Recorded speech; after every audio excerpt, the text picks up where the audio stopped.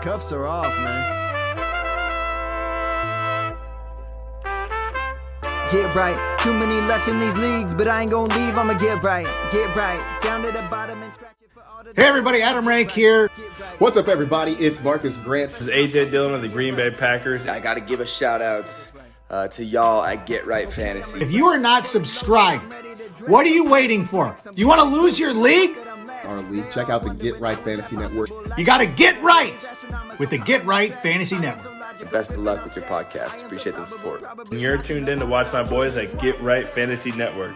Get you right. Enjoy the show. But I tune in every Friday. Strategies provided, I will lock in every way. So go and roll your sleeves up. Yeah, go roll your sleeves up. And I'm getting down, cause I roll my sleeves up. And I'm getting right, cause I roll my sleeves up. Yo, what up, what up, what up? Welcome to a very special Thursday, hint, hint, wink, wink. Truthfully, a Friday episode of The Extra Point. Got my boy Kendall with me. Kendall, what up, my guy? Hey, man. Living life, dude. Excited for some football, man. So for those that are watching, for those that are going to listen to this later, obviously it's not Thursday. I normally do this show on Thursday, but me and the boys headed up to a beer garden last night to go watch the game. So in honor of the game last night, Debo. But also I just got caught up at work. Life stuff happened. I got the show sheet done, and then I was like, I don't have time to record this. I got to get in the car and I got to get up the street to get a good seat and watch this game. So because we only have one game that we missed out on, we are still going to make sure that we get everybody the content that they need here. Weekly picks, everything we've got going on for the rest of the weekend. So except for last night, nothing else has happened. So let's do it, man. Y'all know what to do. Hit that like and subscribe button, man. We are we're getting really, really close to being fully monetized as a company here. So hit that like and subscribe button for Kendall over at the Fantasy Football Tavern. Obviously, if you're listening to the Extra Point, you're subscribed here. But jump over to Spotify and Patreon and find the Extra Point there for the podcast listeners as well. And then, of course, since it is Friday, tonight, Kendall, what time are you and Mike going on? Me and Mike are going to be going on at 9 p.m. Eastern. And we are going to be going probably for about an hour and a half and run it right into you and Rasta over at, 11 Eastern? 11 Eastern, yep, 8 o'clock Pacific. So we will be breaking down, as you can see here, all of the games for the remainder of the main slate here, the rest of the week.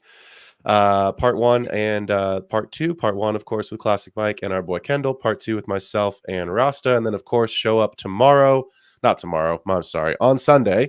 Don't show up tomorrow. No one will be around. But show up on Sunday, 8 a.m. Pacific time for Classic Mike as he takes you through the last little bit of active, inactive news. Sadly, I hate to say it, I think that's going to be a pretty busy show. It has been a bloodbath this week. We're not going to get into it. We'll save that for Mike. But I was setting some lineups last night, Kendall, and I'm tuning into that show for obvious reasons, but man, there's some guys I'm waiting to hear practice reports on this week because it is ugly right now. So we will get there. Let's make this quick. Always at the top of the show, review my Underdog Higher or Lower lines from Thursday Night Football. Last week, I took Kirk Cousins, 235.5 passing yards. I took the lower because he had only gotten to that mark one time the entire season. And Kendall, remind the people, what did Mr. Cousins do last week? A little franchise record? I think it was a franchise record. Yeah. So that was obviously a loss. But if I'm going to lose on a line, I am okay with losing on the guy. He didn't throw for 236 yards. No. This man threw for 509 passing yards. What a night. I will come to my captain showdown in a little bit. So I lost that line, but I did end up cashing. So thanks to Kirk Cousins for that. Chris Godwin, 69.5 receiving yards. I took the higher on that. He got to 64. Bucky Irving, 45.5 rushing yards. I took the higher. He got to 44. So it sucks, man, because the process was right. But I went 0-3 last Thursday, and sometimes that happens. But last night, we had a really good night. The Niners won the game, so I was happy about that. Brock Purdy, 249.5. I took the higher. That was a win. Kenneth Walker, the third anytime touchdown. That was higher. I got a win there. DK Metcalf, 66.5 receiving yards. Higher, that was a loss. He was A penalty. A penalty, man, and a toe tap. I mean, A you gotta useless penalty that had you got- nothing to do with the play. nothing to do with the play. And you got to wear those white shoes, man. You can't wear those green shoes when you're trying to toe tap there in the end zone. I'm happy that it wasn't a touchdown because that would have changed the whole complexion of the game. Yeah. Jordan Mason, 85.5 rushing yards. I took the higher. He obviously got injured. He was in the high 70s. He had that big, huge, long run in the first quarter. And I was like, oh, we are good. This is going to hit. And then, of course, the shoulder injury now looks like a sprained AC joint. But my boy from Louisville, Isaac Guerrero, 13 rushing yards. I took the higher, and my guy ripped one off to seal the win.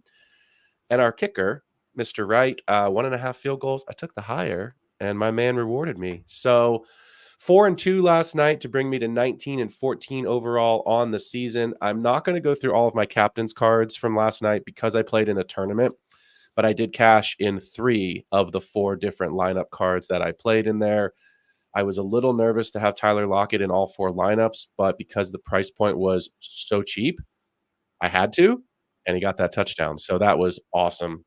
Thanks, Mr. Lockett, there for helping me cash in 3 of those 4. So since we don't have a ton to talk about from last night because we already did it, why don't we give the folks here a little bit of what they're looking for? And, of course, all of our lines you can go and find on Underdog.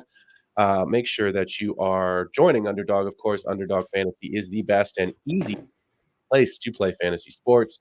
From their best ball draft tournaments with no season-long time commitment, no waivers, no trades, no weekly lineup setting. You can also enter their Pick'em contest where you can go pick higher or lower, play on player stats like total yards, total touchdowns. Use the promo code GETRIGHT.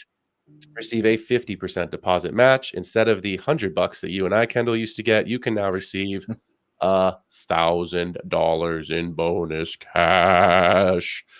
Visit UnderdogFantasy.com. Download the fastest growing fantasy app from your app store today. So let's take the people through the main slate here.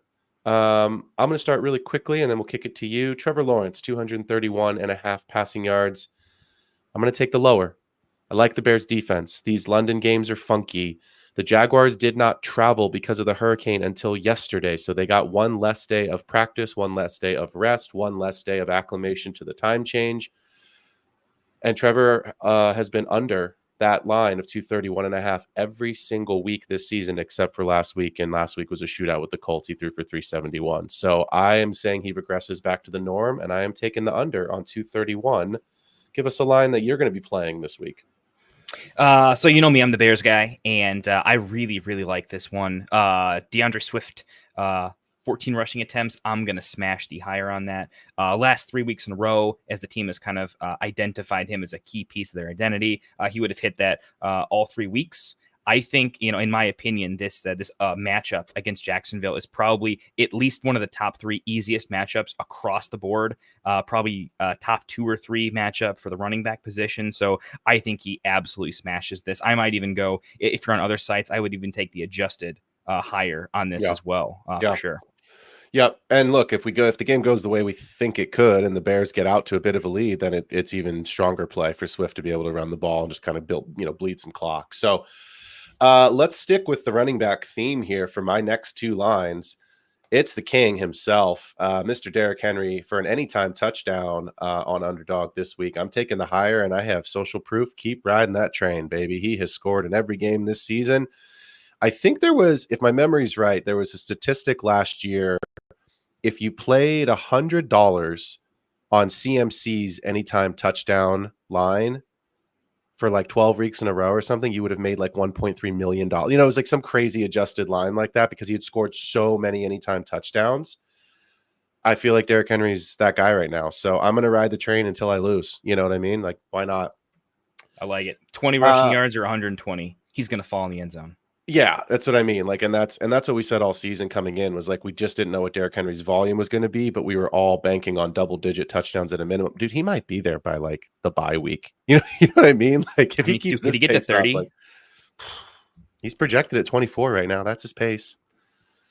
That's wild. At 30 years old, I mean, the guy's an animal. Go look at his Instagram page and watch him work out. He's just an absolute animal. So I want to stick with one more running back here. It's actually Alvin Kamara, and it is on the receiving side. I think this line's too low. I wonder if we're all missing something here. But look, 32.5 receiving yards. I'm going to take the higher on that for two reasons. Number one, Kamara has been over that mark every single week except for week 1. So since week 2, he has hit that line. Number two, this is Spencer Rattler's first ever NFL start, right? The Bucs, we know that they're the number 2 blitz offense in the league. Vita Vea is a run stuffer. I think they're going to let Spencer Rattler want to get the ball out as quick as he possibly can. So give me Alvin Kamara on the higher at 32.5 receiving yards this week. I mean, look, he's hit it every week with Carr. He should hit it with Rattler this week, especially with that pass rush. I think the only interesting thing I'd add on that one is the thing that hit me right away is I wanted the receptions. I want to know what the reception line was, and I didn't find one. So it looks like that's the one that everyone that the sports books are fading because they know it's going to be hard to find a good line there. I think he's easily going to catch 6 or 7 passes. I think the risk there is that they're all going to be for 3 or 4 yards. I mean, we have seen a lot of Alvin Kamara PPR. It's awesome, right? Point, 0 yards, 2 yards, 3 yards. Yep. I'm banking that he probably just slips 1 tackle on a screen and gets most of that yardage, and a lot of the rest of it's inefficient. So I can see the downside enough, but I smashed that as well. It's in my personal list as well.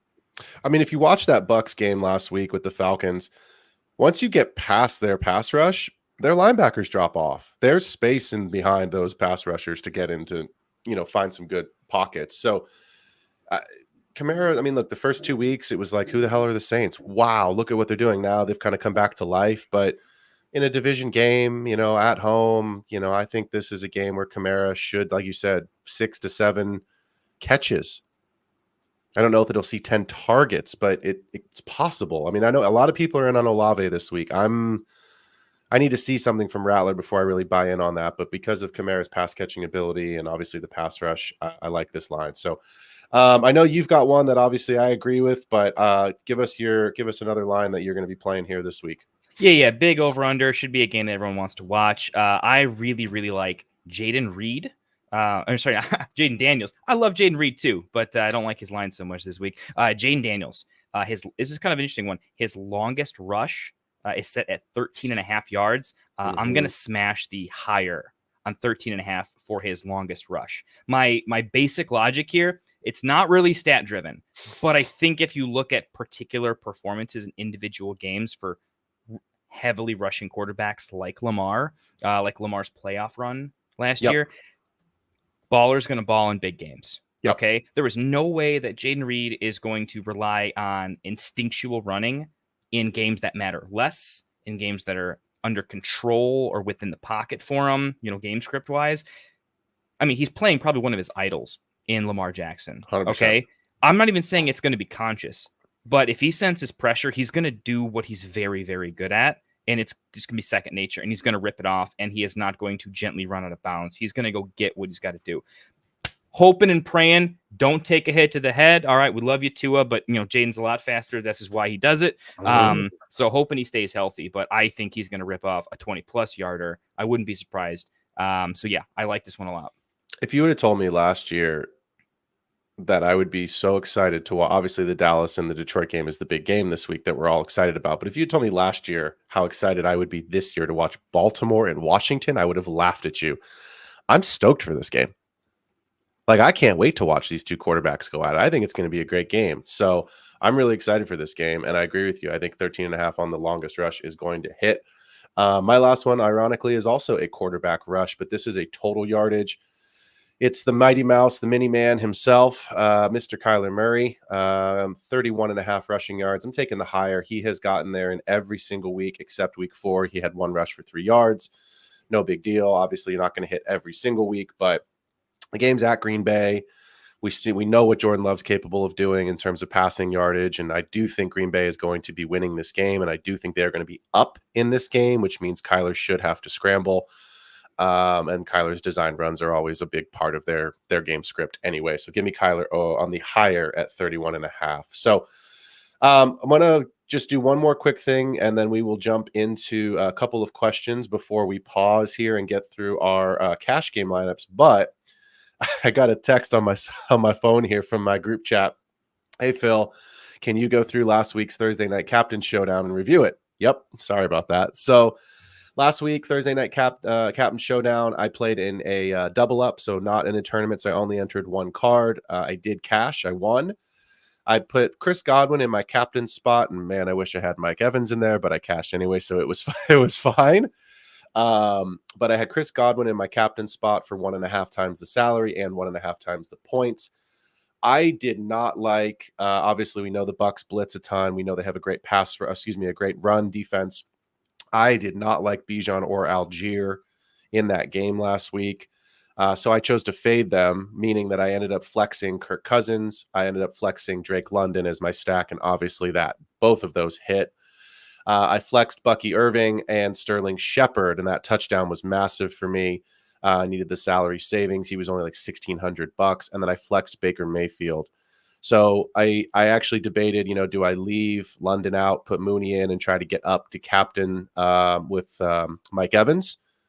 I decided to go with Godwin because I felt like London was the stronger play. They both had great nights. Mooney had the better night, but it didn't matter in the end. I still cashed. So that was my process for last week. And really the process was, if I fade these running backs, then I want 2 Atlanta guys. And I obviously picked the Bucks in the game. I felt like the Bucks would win the game, which they kind of did. They ended up blowing in the end, of course. But that Cousins London stack was my Atlanta bring back against the Bucks. So that was my process. And like I said, let's get into a couple of questions here in the chat. Kendall, if you've got one that you want to bring up, we'll answer some questions, and then we will get into our DraftKings and our FanDuel cash game picks for the week. Yeah. Hey, just real quick. Not sure if you're a fan of the show or not, but Mr. Bakes a lot. What up, homies? Hey, appreciate you tuning in. If you got a question, definitely hit us up, pop it in the chat. And if we're running a little tight on time, keep in mind after these videos go up on the channel, we look at all the comments. Like the whole team of us look at all the comments. So if you don't get a question answered live, I just want to make sure if you comment on the video, I promise not only will we answer it, but we'll have literally a group chat about it, and we'll give you a pretty in-depth. We'll give you paragraphs on it, unless we got like 500 questions. So definitely do that. And then let's start it off with Dom's got a question over here. Wants to know, should he start Najee over Bucky Irving and Chase Brown? Thoughts on this one, Phil? It's hard. I mean, here's the statistics would tell you, and the analytics would tell you, yes, there is no Jaylen Warren again this week. Najee should get everything. But there hasn't been Jaylen Warren at all. And Najee's not getting there. Bucky is outperforming Rachaad White. Rachaad White's practicing. It looks like he's going to play, but he's kind of been carrying an injury this week. Even still, Bucky's outperforming him. Chase Brown is slowly taking over the backfield, and I just saw an update on Sleeper about an hour ago saying that Chase Brown and Zach Moss, according to Zach Taylor, will both be playing and healthy this week. I wouldn't start Najee over those two guys, though. I know it's the volume and it's the, hey, we should get there, but you're on the road at Vegas. Max Crosby's a game wrecker. He doesn't, as of right now, I don't believe Max Crosby has an injury designation. It's hard for me right now. Rasta saying White was listed as doubtful, so no run there. Yeah, so then, that makes new. Bucky, I didn't see that then. So Bucky, even stronger play there. I just can't see Najee getting there because he just hasn't done it. And Pittsburgh's, how Pittsburgh is. What's your side? Definitely I'm going with Bucky. If I have to pick one, I'm going Bucky for sure. Even if White was playing, the process says Bucky's also getting everything in the red zone. That's a big deal. If teams decide to take away Mike Evans, which they probably should, Bucky is going to eat, absolutely eat. Chase Brown, I mean, it's one of those, I like Chase Brown, but the injury designation does tell me that there's absolutely no reason that he'll be the garbage time guy. Him being questionable while Moss is a 100% full go, he would have been a big play for me this week had it not been for icing Moss healthy and Brown still. He's going to play, but I think his snap share is going to be probably in the 30-35%. So he's just off my radar. I would take Najee over Chase Brown just because Chase Brown's game could get really nasty. He could just be off, but I'm taking Bucky over all of them. He's an absolute smash play, and we're definitely going to be talking about him later when we get into DFS. Yep, 100% agree. All right. Awesome. I think we have one more quick question. Here, we can do a little 10-second take here. Daniel Caps, appreciate the question. Who do I start at flex? Jalen Tolbert, Brock Bowers, Tony Pollard. Great matchups across the board here. So Bowers, playing Monty, and of course, Thursday night game got me for the 11th straight time. I know I've got a quick opinion on this. If it's full PPR, I'm just going to assume it's PPR. In this case, Pollard has a smash matchup. I do think this is probably a decent game for Spears as well. And I think because they're going to be in such a heavy game script, that does limit his elite upside. If you are behind in that matchup, I am going Tolbert. I am getting a big vibes that I mean, it's a huge over under with I think 51 or 2 right around there, 52 and a half. 52 and a half I think right now. Yeah, Tolbert's going to have to be pretty big. I mean, unless CD is going to have 200 yards that game, I like the upside in Tolbert. I don't think it's a particularly strong Brock Bowers game. I think he's going to have a pretty rough matchup. No one is scoring against the Steelers. So if I had to pick two, yeah, I'm going Tolbert and Pollard. If I had to pick between the two, Pollard's a safe play. Tolbert is the only one that's probably scoring 20 points. It's crazy. It sounds. I am going Tolbert as of right now. But if you're already in a lead or projected better team, Pollard's the safe bet, probably going to get you 10 to 12 minimum. And that's where I lean Pollard, just simply because of the matchup. No Jonathan Taylor this week. No Michael Pittman this week. When we get to the weekly picks, spoiler alert, I'm taking the Titans. And I don't really think it's an upset right now. Richardson's been a turnover machine. We still don't know who the quarterback is. Richardson practiced in full yesterday. Shane Steichen says he is the starter, assuming he's healthy. So I have to assume that he's the starter this week. But you know how these division matchups go. I like the Titans defense. They're going to be in the spoiler alert in the cash game pool here in a couple minutes. So yeah, I understand where you're coming from with Tolbert. I don't disagree with it. I think Pollard, like you said, I think you said perfectly. It's the safer play. That's the direction I would go. I think Pollard gives you higher touchdown upside than Tolbert does. Sure. Half PPR. That's why I mentioned full PPR. It's just what I'm saying is half PPR. I flipped to Pollard. It's really that close. But again, I think the big thing is how many points do you need? If you think you need a big game, I think this is going to be a good Spears game. It's going to be a 50-50 snap share. It's going to get probably out of hand in my opinion. And I like the fact that I want to take the big over under. They're both great though. Yep. And again, like Richardson should be the starter. It says he's going to be the starter. And that's, I think, roster thrown in the chat here. Looks like that's going to happen. Looks like we've maybe missed some. While we were doing the pre-show, maybe we missed a little bit of injury news. So let's do one more, and then we'll jump in on the cash game picks. Our CEO, the man, the myth, the legend, Anthony, a.k.a. Rasta, 12-team non-PPR. Interesting, non-PPR. So I assume that means standard.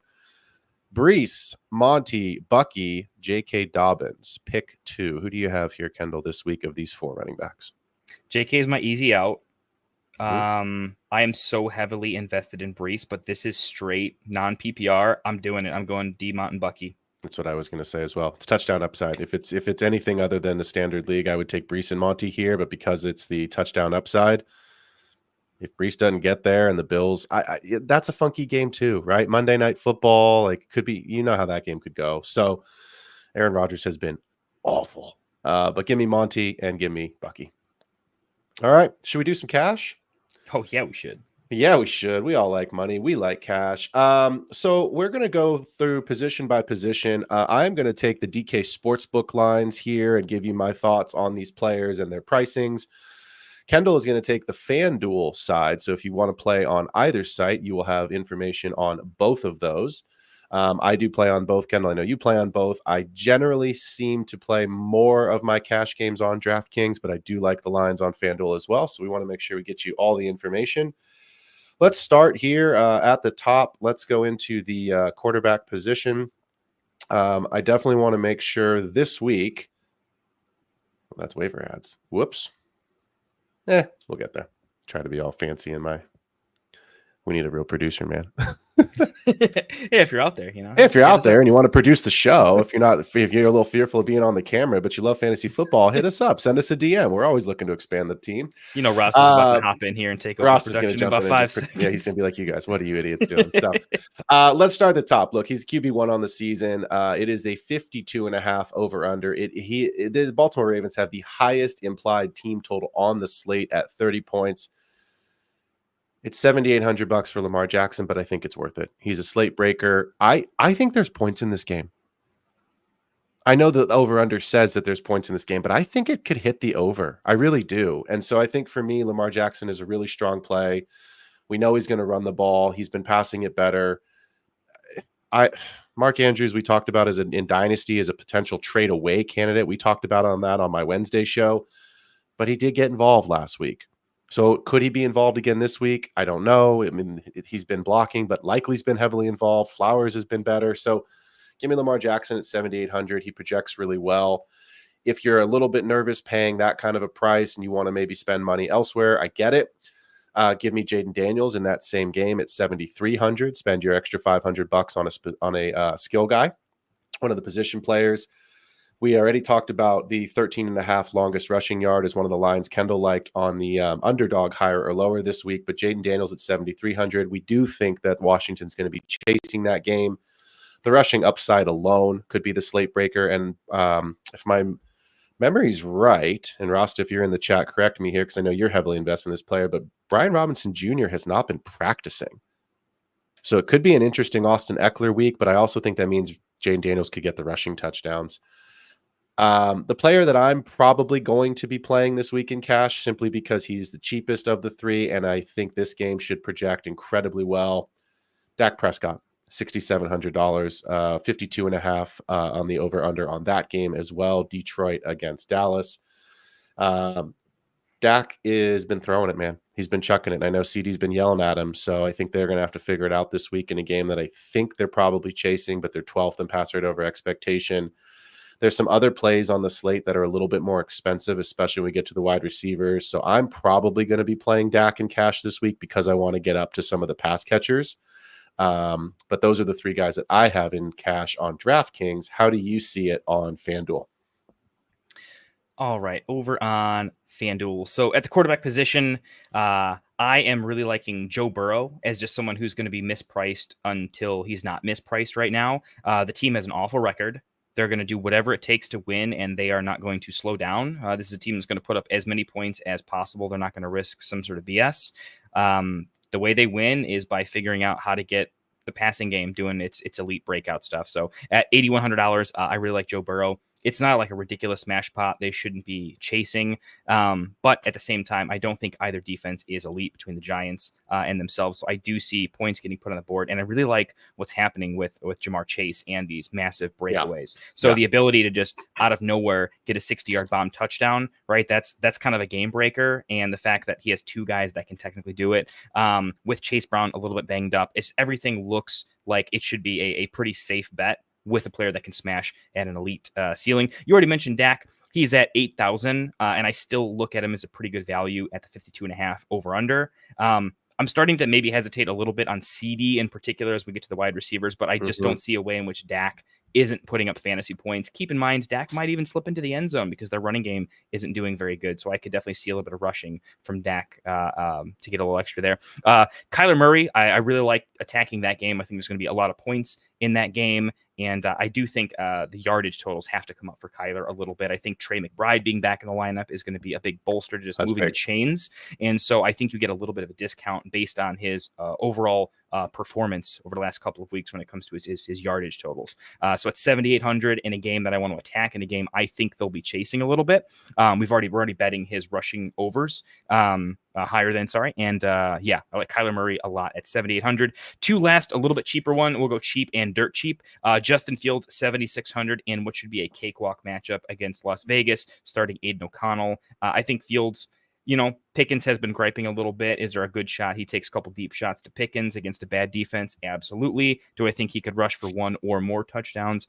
Absolutely. So he is cheap at 7,600. I prefer Kyler at 7,800, but again, they both have nice rushing upside, so you could fade him a little bit. Drake May at 6K, just the last one I'll mention very quickly. He has legs. He's pretty safe, and they'll be chasing the whole game. Again, he could score 10 fantasy points. He's more of a GPP play for me. I wouldn't play him in cash, but I do think I'm absolutely going to sprinkle a couple $3 and $5 lineups that have some Drake May in them, just in case he smashes and allows me to just chalk it up with some of the other games I want to attack. Yeah. And I'll just be honest. I looked at him in cash on DraftKings. I don't want to go there. Houston has a great defense. Will Anderson is an animal. It's his first NFL start. It's a mess. I just don't want to go there. I did get some questions. Just give me really quick because I need to double check the price. I did get a question. Someone DM'd me earlier today and said, what do you think about Spencer Rattler in cash? It's $4,000 on DraftKings. And here's the reason why I did not include him in my cash game. It's only a salary savings. I think Rattler would be an interesting tournament play for leverage on the field. The problem is I think he's going to project really well in tournaments because he's so cheap and everyone's going to try to jam superstars from other games in there. At $4,000, you're asking for like 10 points, 12 points. Could he get there? Sure. Do we know if he's going to get there? No. You know what I mean? Like if Kamara, I get it. It's $4,000 and you could easily put in CD and Amon-Ra if you want to game stack the Dallas-Detroit game. I just don't think Rattler's going to give you enough to truly. He's not going to be a slate breaker this week, I don't think. And I just don't see him projecting well enough in terms of some of these other quarterbacks, Lamar, Daniels, Prescott. So I get it. The price tag screams to play him, but I think you really have to.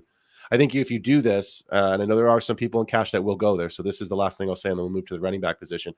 I think if you do play Spencer Rattler at 4K, you have to nail your other picks. Your other guys have to be in the top 2 at each position to really cash out this week. So, because otherwise I think it could really burn you. So it's high risk, high reward.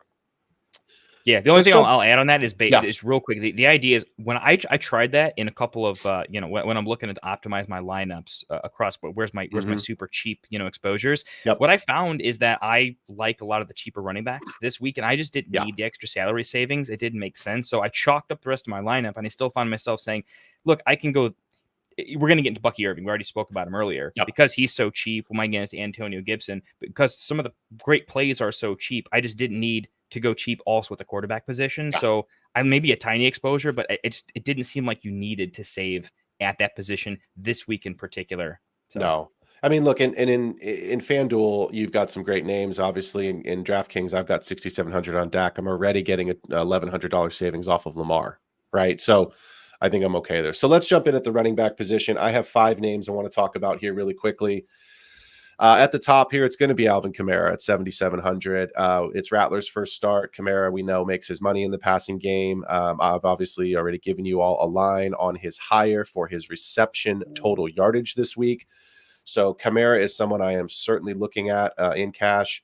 I'm looking at Jahmyr Gibbs for 7K. Obviously, it's shootout potential, his pass catching upside, and then certainly the touchdown upside is there for Gibbs. The Lions are coming off a bye week. So I don't care that the game is in Dallas. It's in a dome. We know what Jared Goff can do in the dome. I love the fact that they get an extra week of rest, and Dallas is coming off of a road trip to Pittsburgh. Bijan Robinson, look, it's been hard. It's been really hard. You and Kendall, you and I are both very heavily invested into Bijan and Dynasty, and I've got the hat on. I got a lot of hair, but let me tell you, there's a few that are grayer because of what Bijan's doing. But look, Carolina's not great, and he's 6,600, so it's almost just too cheap to play him. To not play him, or to at least not consider him. He's got to score sometime. You know what I mean? Like, it's got to be this week, right? He's got to score this week. So Bijan at 6,600, that price just says, for the talent level that we know he's capable of. Obviously, Monty's going to be in my pool, similar with Gibbs. Please do not play them together. I know that you can, if you're really struggling in a certain league, you could play them both together in your dynasty leagues if you have them on your roster, but please don't play them together in cash. If you want to fade Gibbs and go with Monty at 6,500, it is the exact same rationale. It's a touchdown upside. He technically is the goal line back. And actually, as of this recording, Bucky Irving at 5,400. Look, my notes were he's outplayed White. White's been banged up this week, but now White's doubtful as of this recording to play. So Bucky was probably going to be in my lineup anyway. Now I'm thinking he has to. If there is a designation of out for Rachaad White, Bucky's in there at 5,400, and that gives me some additional savings as we get into some of these expensive wide receivers we're going to talk about next. So those are the 5 guys: Kamara, Gibbs, Bijan, Monty, and Bucky that I am looking at this week on DraftKings Cash. How do you see it for the running back position on FanDuel? So on FanDuel, well, from most expensive to least, I think Derrick Henry could absolutely pay off his 9,100 if you go with one of the cheaper options at quarterback. Or as we get into defense later, there's a couple of savings. Basically, if you want to take one of those cheaper quarterbacks, we said you can easily fit in Derrick Henry plus a regular lineup. And I think even if you just look at his cost, the fact that he can just break the slate like we talked about with like Lamar. So in a lot of lineups, I want to have Lamar and then I'm going to fade, Derrick Henry. But when I'm fading Lamar, I do think I want to have some Derrick Henry sprinkled in there a little bit. And at 9,100, sure, he's incredibly expensive. But if he hits, he's going to easily pay it off. You just don't have to worry about it. It's kind of like how CMC got up to like 10K week after week. And it's just one of them things. So I'm trying to fit that in a few different lineups. Next, I'm completely in on you. Bijan Robinson. I wish he had a bigger discount. I'm still including him here, but I don't think he's as much of a value as he is on DraftKings, particularly with DraftKings PPR. PPR over on FanDuel. He's 8,500, so he's only $600 shy of Derrick Henry, which feels awful. But if he's ever going to hit, I mean, this is a game where he could absolutely remind everyone who he is and what he does. But the way the coaching staff is, I feel like you got to choose matchup versus coaching staff. The matchup says, oh my God, is he going to absolutely eat? Coaching staff says 50-50 snap share, and Algier will vulture a touchdown. So I can't bring myself to do him everywhere, but I'll sprinkle him into a GPP because I think ownership might be a little bit low. Moving on, Gibbs. I like Gibbs a lot this week. I think he's one of the players that I want exposure to in that game, where if that game does get to if it hits the higher on the 52.5, I think Gibbs has been incredibly consistent. He's also getting way more red zone work than we saw him get last year. And I think there's still better stuff to come. With a tough Dallas defense, I do think that him in the passing game as more than just a check down, getting him incorporated in some screens and things of that nature. I think this is I just have a gut feeling this is a week where they do some dedicated stuff to make him do some things. So I like him a little bit at 7,600. Going to some cheaper options. Rico Dowdle, 6,100. Super high over under, a lot of points in the game. Snap share's gone up. He basically took on the full-fledged, bell cow role last week. Decent option at 6,100 with probably some involvement in the passing game if they're chasing. My two favorites on the cheap, Bucky Irving at 5,700. That's an absolute roster builder right there. I'm kind of starting with that and building from there. And then very recent news: Ramondre Stevenson is labeled out for this week. So Antonio Gibson at 5,500. I am liking a lot. Now, I don't love that Drake May has legs. We know rushing quarterbacks typically dump off a little bit less, but that offensive line is pretty terrible, and Antonio Gibson is a converted wide receiver. He's very good in the pass-catching game. The Patriots know that. They should be trailing. Even just in the fourth quarter alone, I think you can get some vintage Ramondre play, how Ramondre would literally, in one series, catch 5 balls. I can see Antonio having a good game, and then the fourth quarter, when they're behind, I can see him catching 4 or 5 passes just in that last drive. And I think he's easily going to pay off his 5,500. If Singletary ends up being out, Tyrone Tracy is an absolute smash at 5,800. Yep, I like that play. He's absolutely wheels up as well. So keep an eye on that for a late switch. Yeah, and I just want to say 2 quick things. I love what you said earlier. People may not have caught it. FanDuel is a half PPR site. DraftKings is a full PPR site. So it does make a difference why we have certain players that project, not just because of salary price, but why they project a little bit differently in each of the different platforms that you're going to play on. I just picked up Antonio Gibson off the waiver wire in a redraft league and could not be in a week where I've got Kyron on a bye, someone else on a bye, and someone else hurt. And I'm like, oof, that was a steal. Hopefully he falls in the end zone and gets me a touchdown. But yeah. Let's go through some wide receivers. Look, if you are on DraftKings and you are going to be playing Bucky Irving and you're going to be playing Dak in your cash pool, you've got some salary savings. You guys who listen to the show know that I love to fade tight end, and I always find the punt defense. So I believe this week is a week to spend up at wide receiver, and I think that you can do it. And I also think there's some really strong plays where you don't have to and still get some great volume. So CeeDee Lamb is the wide receiver 1. It's 8,600. Look, it's a 52.5 over under. I think the Cowboys are going to be trailing in this game.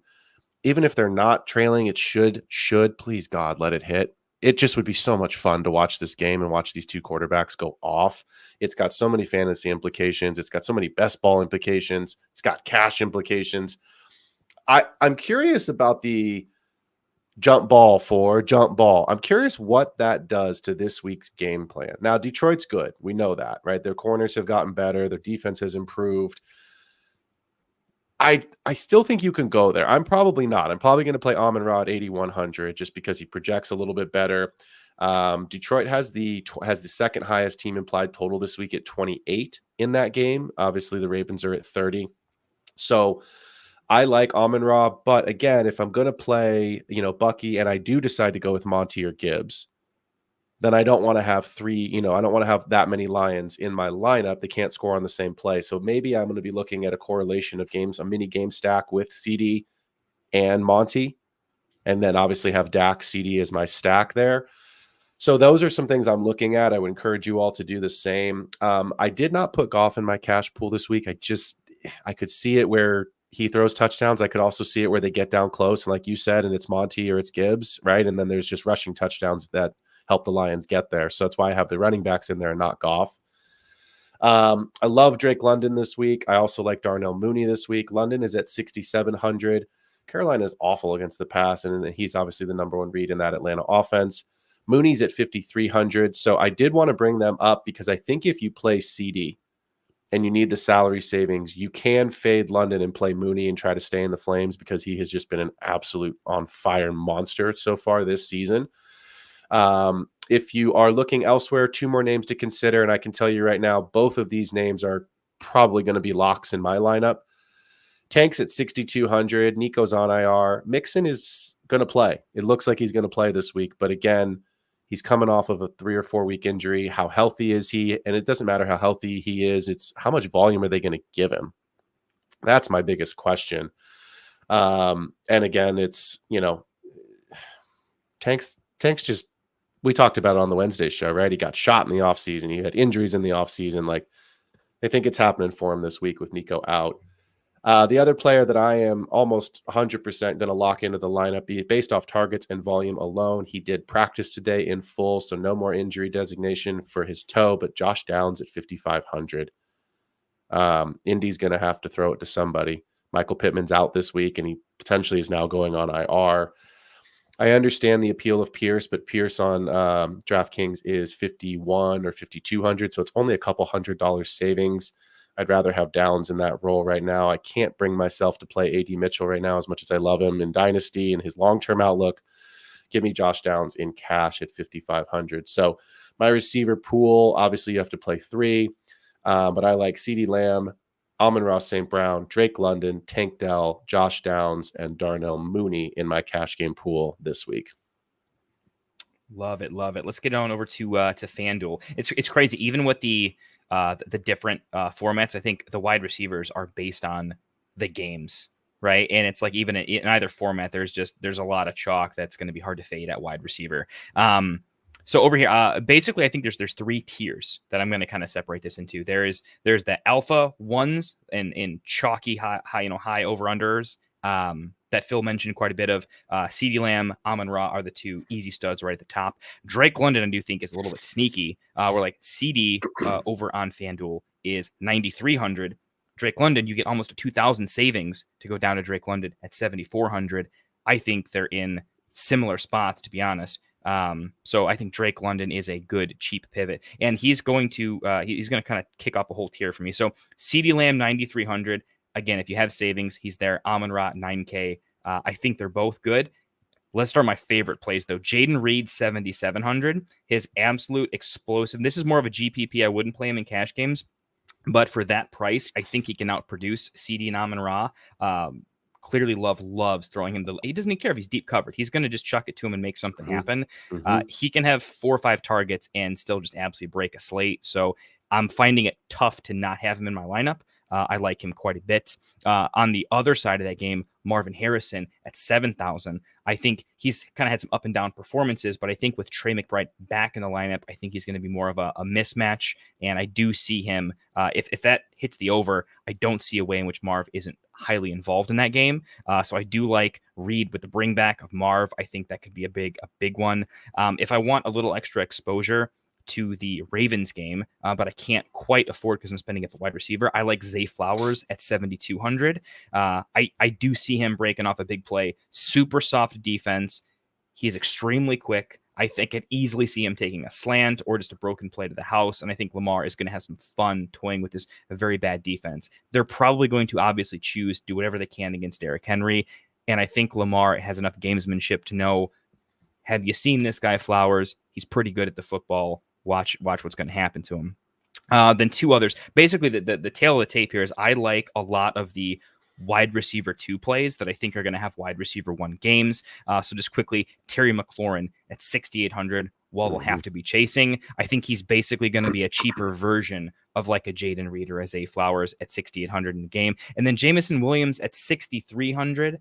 I think that is a bargain. If Dallas puts up a lot of points, I can easily see Jameson Williams catching one of those deep ones. I think all the big Laporta bombs that happened last year are kind of going to Jameson. And we haven't even seen that many jet sweeps or those kind of things with him yet. I still think there's more to unlock with him.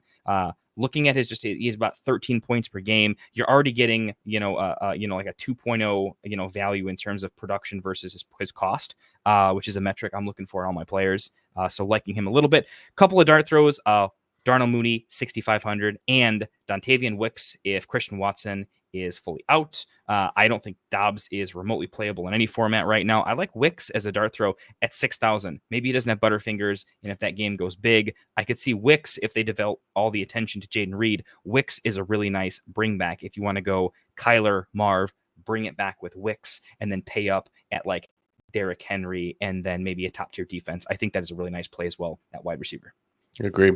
Yeah, there's some interesting plays this week. Rasa just threw in the chat. Michael Pittman is going to try and play this week. I was looking that up while you were speaking there. He logged a full practice today.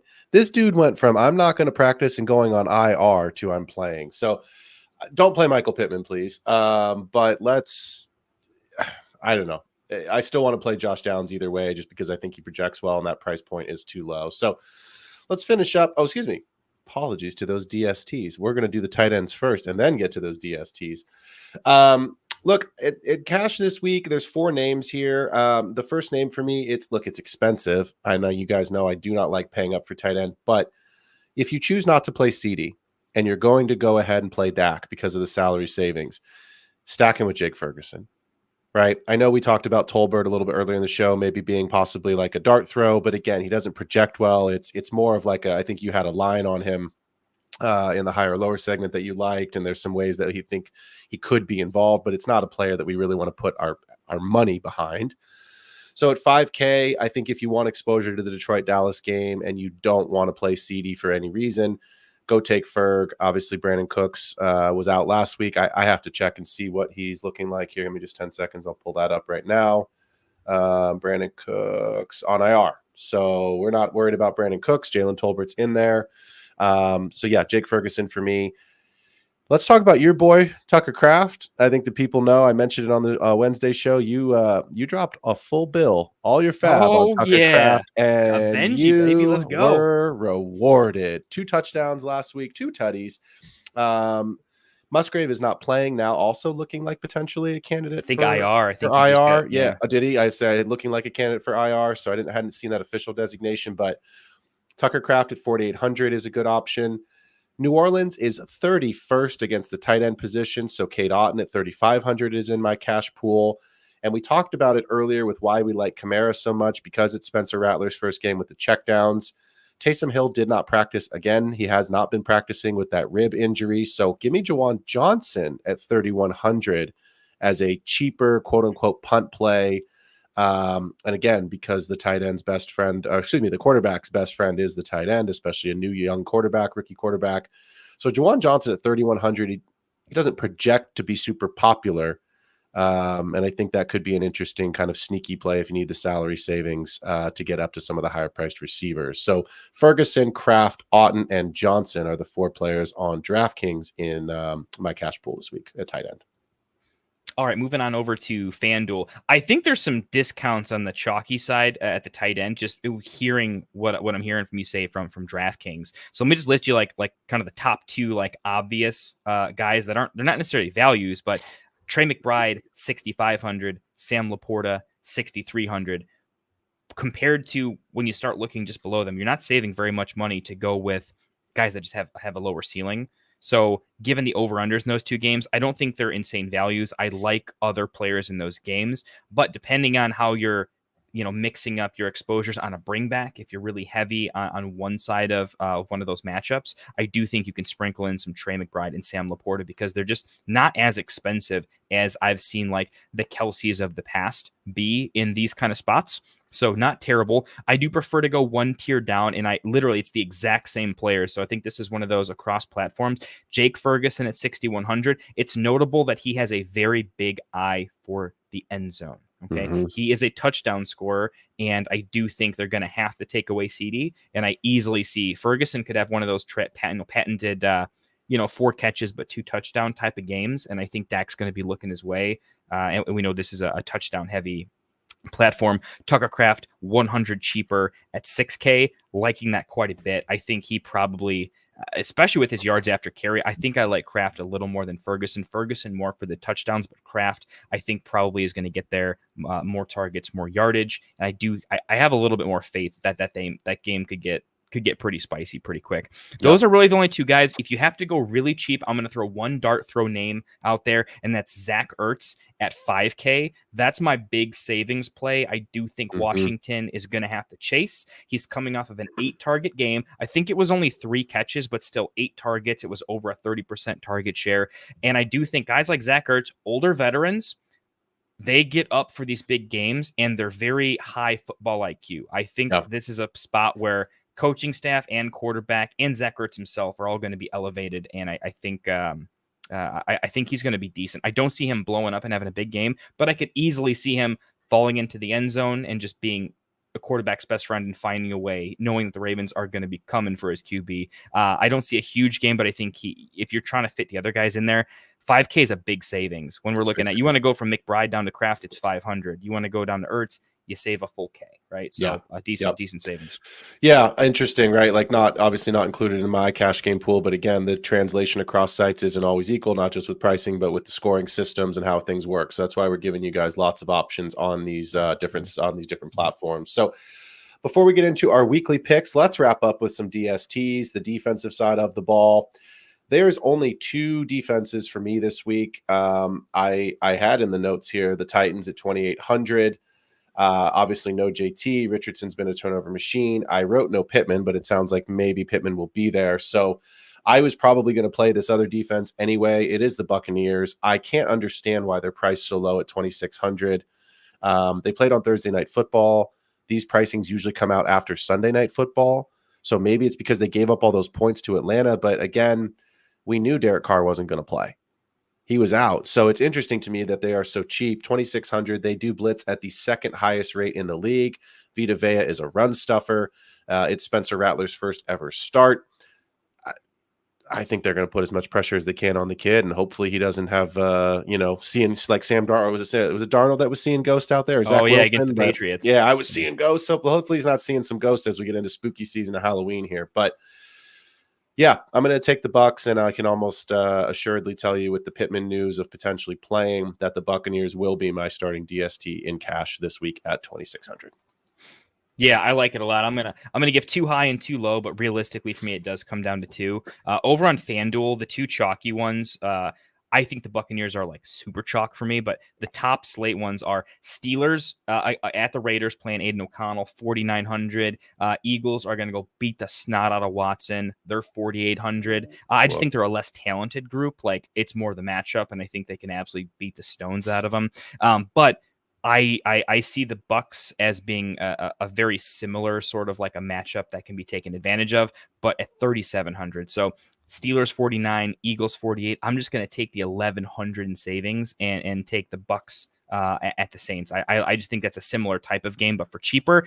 My favorite play, if you want to save a few, so 3,700. If you need to go down a few $100 to make the rest of your lineup make some sense. And there are some great games and some great plays. So I think a lot of this is going to come down to some roster optimization. Where do you need to save so you can make your ultimate kind of flex happen there? Yep. And I like the Patriots at 3,200 against the Texans.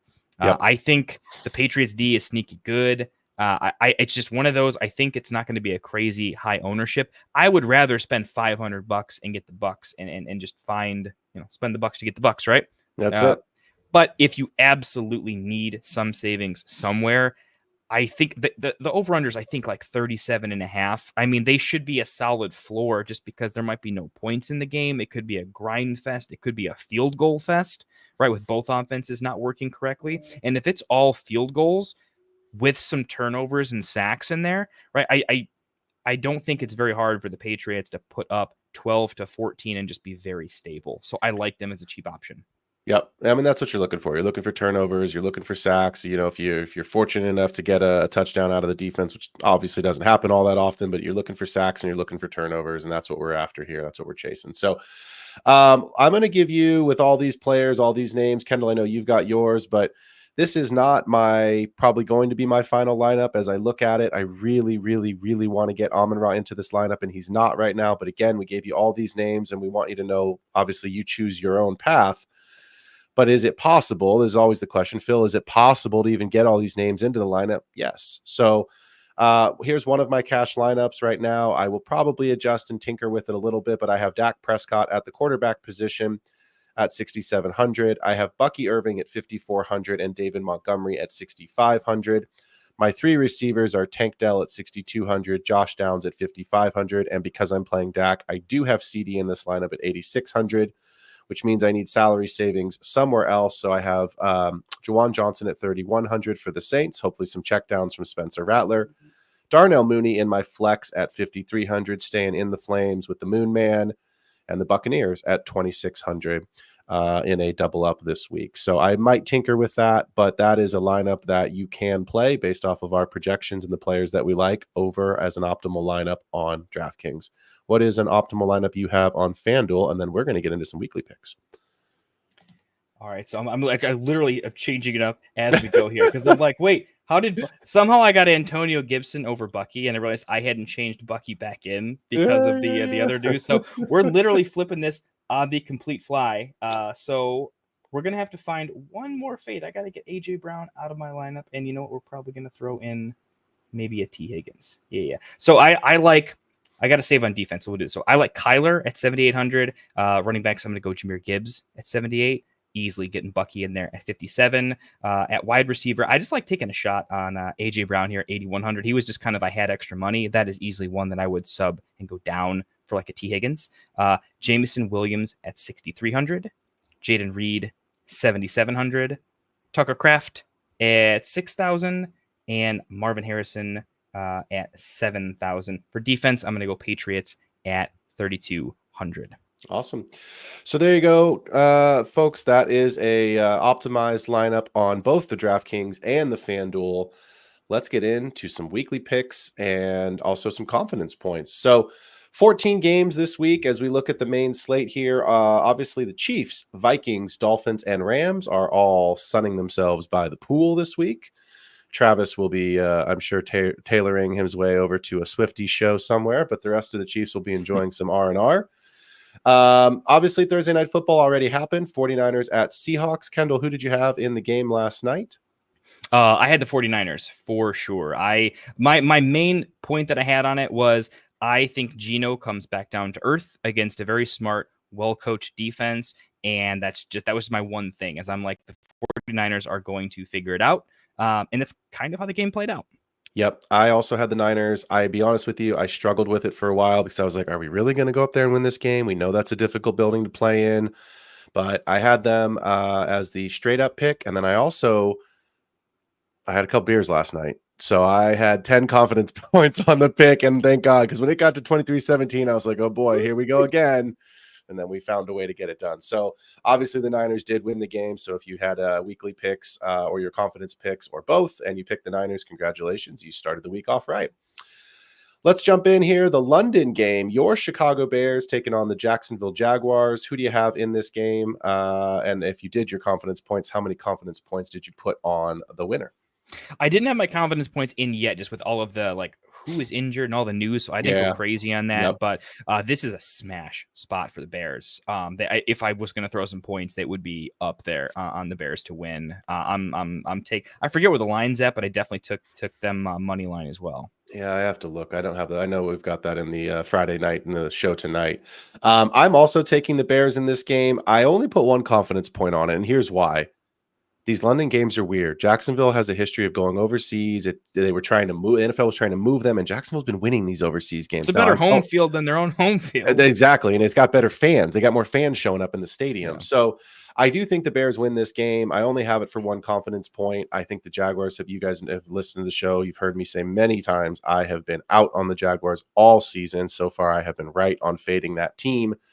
But again, these London games are funky. With Jaguars getting there yesterday, a day later than the Bears, and having the adjustment and all that, I just think it matches up better for the Bears. So I'm hoping the Bears win for the sake of the pick, but I'm also hoping maybe I should have put more confidence points on it. So 1 point for right now. I think we both have the Bears. Jacksonville needs up the passing game to even be relevant, and the Bears' strength is in their secondary. So their best weapon in BTJ is going to get neutralized for me. I'm actually taking some lower than with BTJ just because I think Jalen Johnson is going to be a problem. I know. I just traded for him in my main redraft league, which is also a three 3-player keeper league. I'm starting him. He had 18 points 2 weeks ago, 20 points last week. I don't think he gets there this week, but I do think he's enough to start. You have to start him and hope you stay in the Flames. That Trevor Lawrence 229.5, I think it is, lower than, sounds real nice. Yeah, that's what I took. So we'll see. Buccaneers at the Saints. Who do you have in this one down in the Big Easy? Bucks max points. Yeah, I took the Bucks here. I actually only took them for 9. There are a couple other of games that I just like so much here. So still have them for a large amount of points. But again, Spencer Rattler's first start, Vita Vea, run stuffer. The Bucks, to be fair, they lost it last week against the Falcons. But what they went into, they go on the road to Atlanta in a game that they really should have had. They had the game won and should have won the game. I think they go down to New Orleans and get a win here. So the Bucks for 9. The game that I'm second most excited about this week is the Washington Commanders at the Baltimore Ravens. Who do you have in this one? Ravens, second most confidence points. I think the Ravens defense is going to be a real problem for the Commanders, and that's the narrative that no one's talking about, is this could be more one-sided than we think. I think there's a lot of points in this game. I hope that there is a lot of points in this game. I have the Ravens, and I have them for 12. I think they are playing good football. I think that they're going to be in a good spot here. It's a little bit of a rivalry game. It's only like 100 miles or something between the two, cities. Not even that far, I don't think. So it's kind of your little Beltway Express rivalry game. But yeah, Ravens at home for 12 points.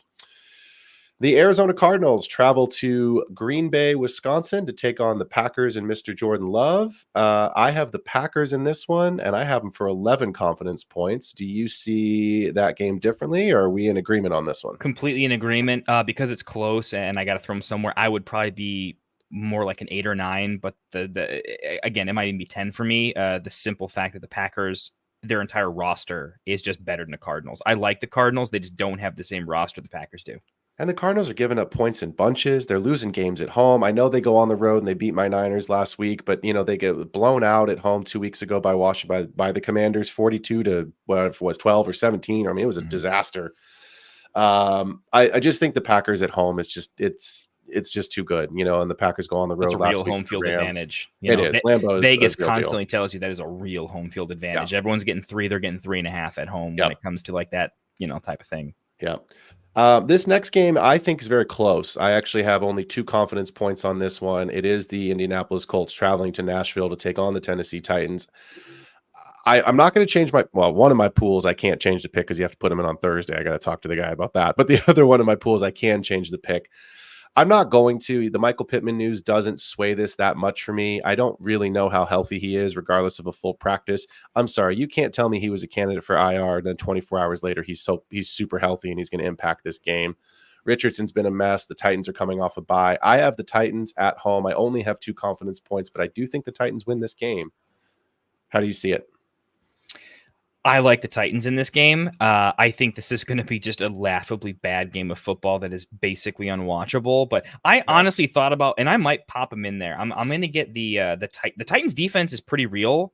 Jonathan Taylor not being in that game is very, very big. I think the Titans can probably do some nasty things on defense. I might even sneak him into a lineup or 2. I got to see how much they cost. Might be a little bit too high, but yeah, give me the Titans and their running game to run over the Colts. I think Tajay Spears has a classic get right game. I think he has 4 catches, probably ends up rushing for at least 12 attempts because they're up so much, and they, through a balanced running attack, are just the pace of play and the clock's going to slow down, and there's not going to be enough offensive output on the Colts side to do anything about it. Yep, agreed. Titans were in my cash game pool with the Buccaneers on the defensive side of the ball. Texans at the Patriots up in Foxborough. Who do you have in this one? I mean, it's got to be the Texans. My confidence points, I think, are a little bit lower, only because I do like the emotional win over the Bills, followed by it feels like a sandwich game to me, the overlooked game. Drake May. I just feel like there's a lot of overlooked. I would have less confidence points. I see you over at 13. Yeah. I would probably be somewhere in the 6 to 7. I feel like the over-under is so low that a field goal could decide it. It's a fumble by the wrong player at the wrong time type of game. Give me the Texans, but keep it close. This is like an almost upset of the week for me. Interesting. It's interesting. I mean, look, I hear what you're saying, and I do agree with a lot of it. I will say I just can't get behind the Patriots winning this game in Drake May's first start. But Jacoby Brissett's been around forever and looked atrocious in the 6 or 8 plays that he got on the field. Drake May in week 2 or week 3, my memory, don't remember which week it was particularly, right? But he got on the field a couple plays there, and the poor kid just looked shell shocked. So Texans have a great defense. I know the game's on the road. I know the Patriots, even though Bill's not there, they still take away what you do best. But I think the Texans win this game, and I have them for 13 confidence points. So that's my second highest point total of the week. The Cleveland Brown stains in your pants will be traveling to the Philadelphia Eagles. I'm not going to sugarcoat this. I have the Eagles. I have them for 14 for max confidence points. I think they roll. I will just say this really quickly before I kick it to you, Kendall. We talked about this off screen before the show. It was 189.5 passing yards for Deshaun Watson on the higher or lower on Underdog. He has not gotten there this entire season. I wanted to take the under. You and I talked about it pre-show. I almost put that in the show today. I just don't want to bet it the one time that he accidentally, I say that on purpose, that he accidentally gets there. I don't think it matters on his yardage total. The Eagles win this game and they win it big. Yeah, now that we're going down, I'm like doing confidence points as we go. Basically, I would re-roll, and this would be my max play. This should be outrageous. I don't know who's gonna blow up on the Eagles side of things. It's like, take your pick. They have everyone back healthy. Everybody's back. This is gonna be outrageous. I think by the fourth quarter, I think Saquon's going to be having a cigar, and I think this is the first time we're going to see some Will Shipley. Maybe I think that could be fun. We might. As you can all see, those are watching the show, I have my Debo jersey on, so nothing made me happier than to see Debo go for 105 and a touchdown last night. But I will tell you, the other thing that made me incredibly happy was to finally go back into all of my leagues and lineups and put A.J. Brown's name back in my starting lineup, and to put Devonta Smith back in my lineup. I was so relieved, especially to get Mr. Brown into the team for this week. Chargers, Broncos, AFC West showdown in Denver. I don't want to watch this one. Who's going to win this game, Kendall? The LA Chargers win this game with a best game of the year so far from Herbert and the official breakout of Mr. Ladd McConkey. We're going to see Ladd. We're going to see Ladd catch at least 7 balls for at least 90 yards and a touchdown. He's my guy this week. It's going to happen. I think this is the first time we have disagreed. I have Denver winning this game. I know the Chargers are coming off of a bye. The game is at home, and that makes a big difference. Pat Surtain is an absolute animal. I don't know who he's going to cover. I imagine it's going to be Josh Palmer, is who he'll take away. Quentin Johnson sort of covers himself. And I agree with you, Ladd. Ladd McConkey could have a really good day if Surtain does go and shadow Palmer. I think this game's going to suck. I think this game's 17-13. I think it's field goals and maybe 1 touchdown. We know that the Chargers are not throwing. We did the Who Am I the other day on my show on Wednesday with Justin Herbert, where it's just not pretty right now. But I see a path for the Chargers to win the game, so I only have 3 confidence points, but I do have Denver winning the game, 3 confidence points, because it is possible that LA sneaks a win here.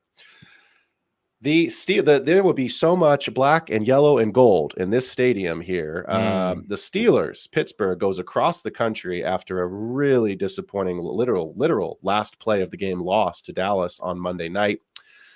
They go across the country to take on the Raiders with new quarterback and the mustache man himself, Aiden O'Connell. Steelers at Raiders. I have Pittsburgh winning the game.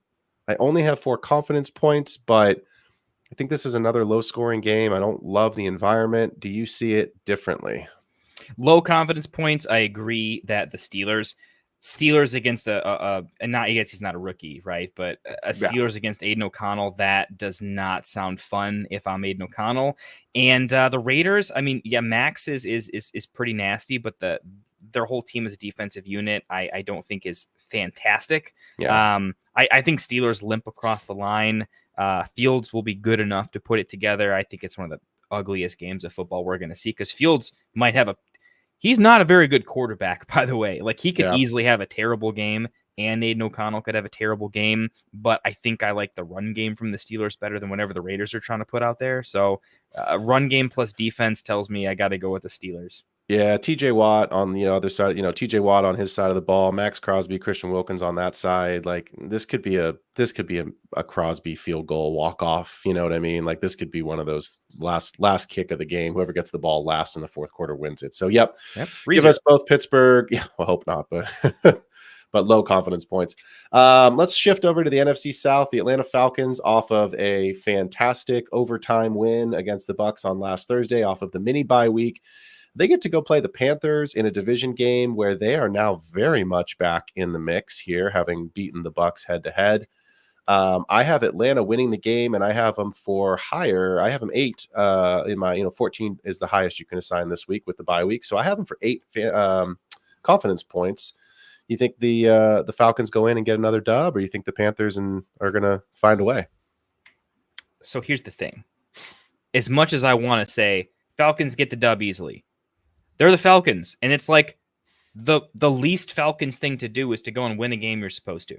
They went and won a game I didn't think they were going to, and it was emotional, and they broke records, and things got crazy. Everything about my betting instincts tells me that when the team wins a very emotional, crazy game, the next game is just not the same, and the Panthers, they just don't care. They're out there having fun. This is another almost upset for me. Give me Panthers in the points. I do not want to have to say the Falcons will win the game, but I think they will win the game. Falcons money line, Panthers in the points is absolutely where my bet would be at. Low confidence points, because it's the Falcons. I don't think I will ever give the Falcons, even against if they went and played Notre Dame tomorrow, I couldn't give them above a 6 in confidence. Okay, I couldn't do it. Yeah, I mean, look, there has to be an upset in here. I'm going to get a couple picks here wrong somewhere. My upset pick was the Titans over the Colts, which isn't even that much of an upset. So let's do the most fun. Well, it should be, please, please, please be the most fun game of the week. The Detroit Lions at the Cowboys. Who wins this game? Well, it's another one. The Cowboys are kind of a joke. I love what they were able to pull off last week. I was proud of Dak for being able to put it together amongst the adversity of having to be a Dallas Cowboy. Yeah. Should have just held on, man. You could have gotten out of there. You could have gotten out of there. He just got paid. He can't go anywhere. Well, he got paid. Bag. If it wasn't Texas with no income tax, I would have gone anywhere and enjoyed a career. Not now. The Lions are going to win. I love the Lions roster. The Lions D-line has started to look kind of mean. Yeah, the Lions were supposed to be a sieve, and that D-line's actually kind of nice. Their offense is starting to come together a little bit. I just don't think that the Cowboys defense looks as good as it is, and something's got to give. Again, I like the running game a lot for the Lions, and I think the play action is going to do something stupid. I think the Lions are going to put up at least 28-34, and the Cowboys will make it a fun fourth quarter, but it's going to be a long game for them. Lions, the Cowboys defense is broken. They're hurt. There's a bunch of guys missing. I think they won that game because the Steelers just aren't very good. You know what I mean? And it easily, it was the last play of the game. The Steelers easily could have won it. So it just wasn't a great game. I know we were all texting in the group chat because I had my daughter last weekend, so I didn't get to watch, every single game like I normally do. I had to record and watch a bunch of them this week after the fact, and I did get to watch that Sunday night game live, and I was texting you guys like, I waited all day to watch this stupid game. It was awful. I think the Lions win this game. I only have them for 5 confidence points. That was the hardest part, was how many confidence points to assign, because the one part I could see them going to Dallas and just absolutely rolling. But Dallas puts up a fight. I do like what they did against Pittsburgh. They did fight back. They have some pieces that can hurt you. CeeDee Lamb needs two plays. You know what I mean? And then those could easily both go for big bomb touchdowns. I do think the Lions win this game, 5 confidence points. Yeah, I'll throw random stuff. This is a game where I'm throwing random stuff. I like a Kevontae Turpin anytime touchdown. Yeah. There's going to be some weird. Dallas is going to have to do some weird stuff with Cooks up. Their offense is going to be weird, but I think some of those, if the weird plays work, they have a shot. I hate that they don't have a run game. For me, Lions good D line against the Cowboys' complete lack of a running game with a questionable wide receiver too. For me, that's an imbalance. They seem to be like a big play merchant type of thing where if CD can't go for a big play, I don't see how they dink and dunk without a mistake for 90 yards. I don't know how they do it. I will say this. I don't know where you would find this kind of a line, but I would say if you wanted to find the craziest betting line in this game that you could find, give me the big man touchdown in this game. After the Goff touchdown catch from Amon-Ra, I think this is one of those, could the big man who reports is eligible on either side could be an interesting big man touchdown. O-line touchdown. I don't know where you'd find that line, but if you can find it, bet it and take your wife on a vacation. Spicy. Bengals at the Giants. Can I just say really quickly, woof. Neighbors has already been ruled out. We were texting about it earlier. I'm worried, man. I'm worried too because this is not a normal concussion. He had the short week with Thursday night football. Excuse me, the long week with Thursday night football. It should have been a nothing thing. It's not even a game time. It's an early. Now he's out. He's already out. He has not practiced this week, and he was ruled out today. So it's bothersome. So look, no Neighbors this week. The Bengals are playing again. It seems like we talk about this every week. The Bengals are once again playing for their season. They're on the road at that MetLife turf. So please, God, everybody come out of this game without an injury. Who wins the game? How many confidence points do you have on it? Bengals, but I'm kind of with you on. I'm surprisingly low on confidence points because I feel like in a weird way, I feel like this game could be closer to what we want the Lions and Dallas game to be. I feel like the defenses won't be able to stop the Giants without Neighbors.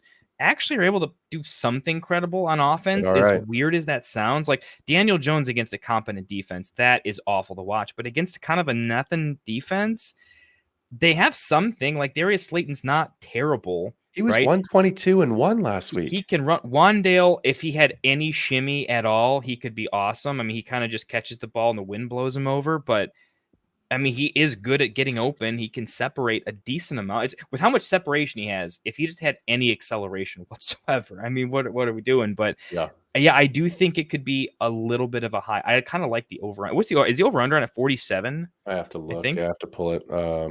I think it is actually 47, if I'm not mistaken, which I think is a little bit higher than I would have expected. Yes, 47.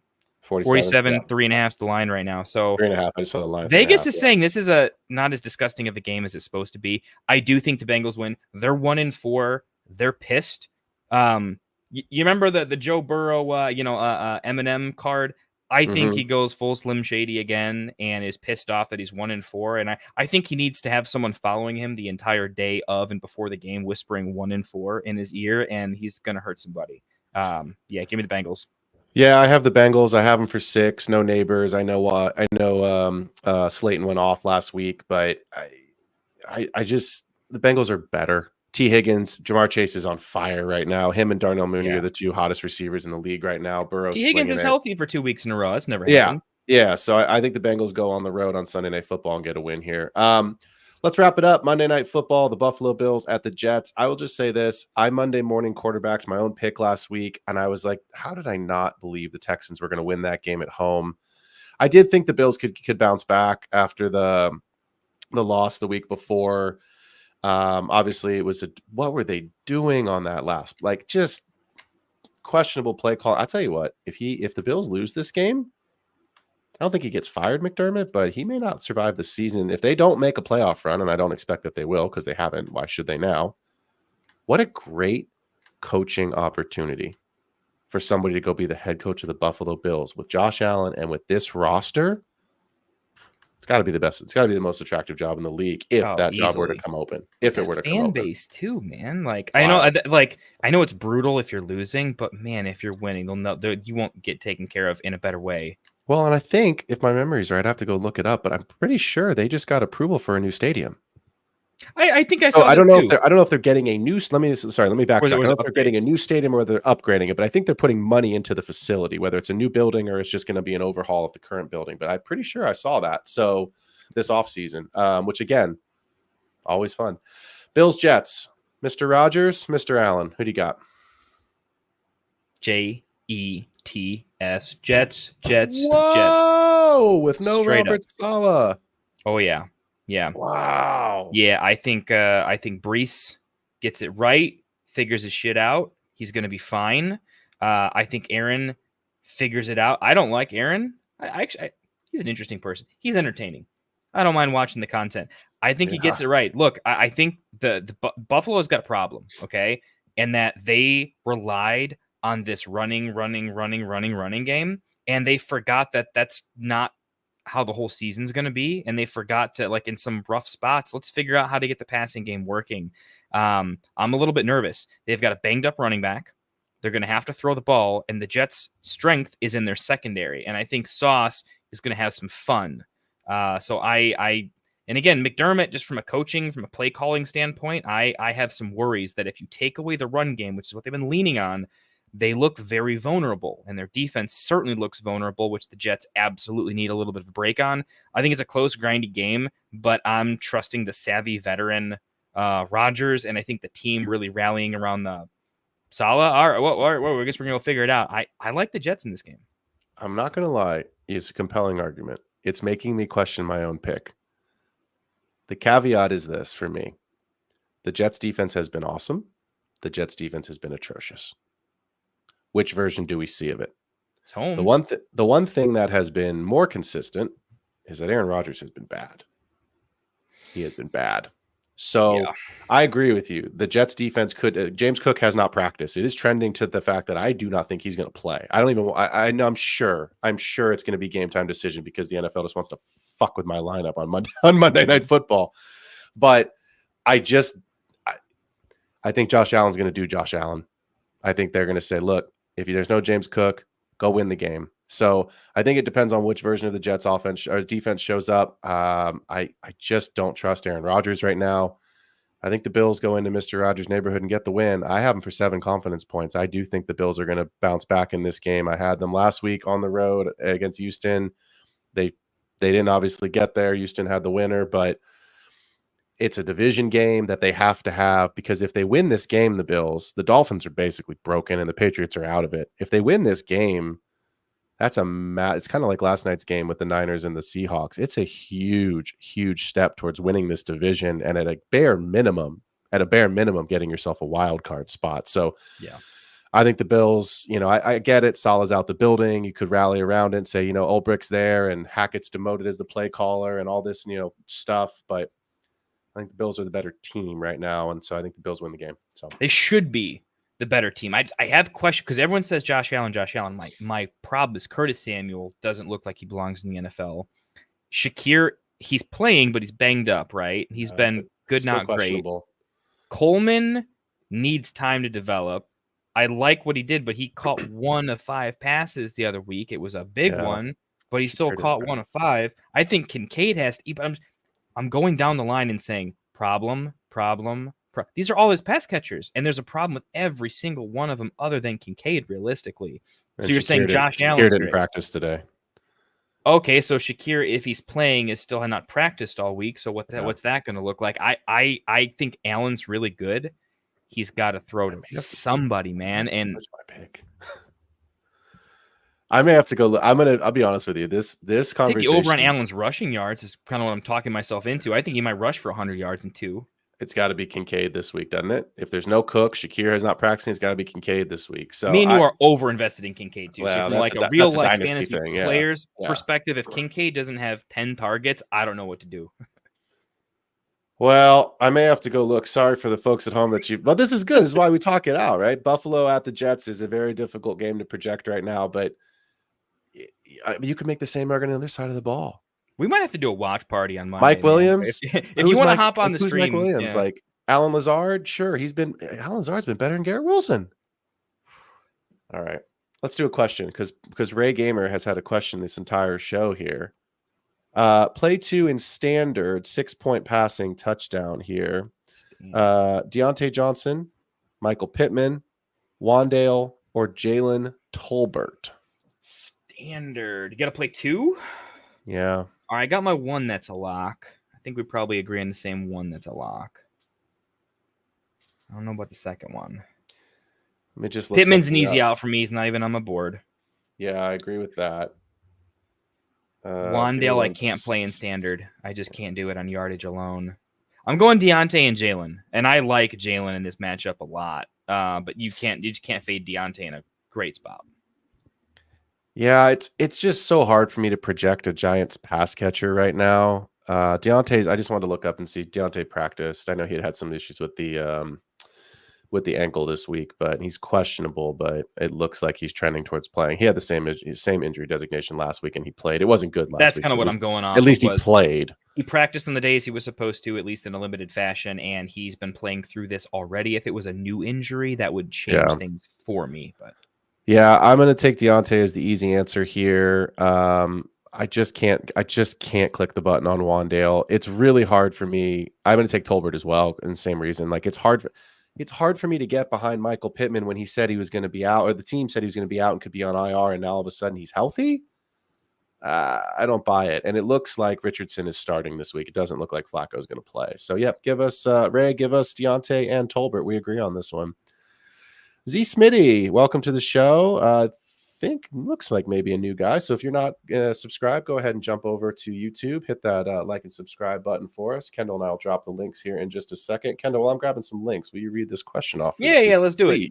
Appreciate you, Smitty. So Smitty's sitting here at 2-3 with a stacked team. Hey, we've all been there, brother. You are one of the fold. He's got Baker, Bijan Gibbs, JJ, London, McBride, and then in flex we got Jacobs, Deontay, Scary Terry. Good Lord, oh my God, Amari Cooper. So these are flex / bench. Jacobs, Deontay, Terry, Amari, Worthy, BTJ, Justin Fields, Chubbs on an IR spot.